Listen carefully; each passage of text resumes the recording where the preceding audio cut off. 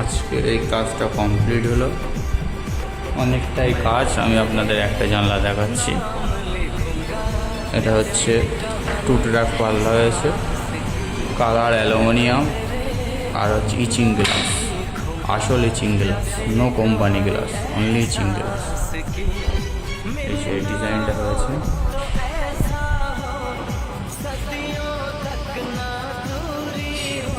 সাইডে এখনো শোল ফিক্সড হবে, ওগুলো বাকি আছে, অনেক কাজ। কালকে আবার কমপ্লিট হবে।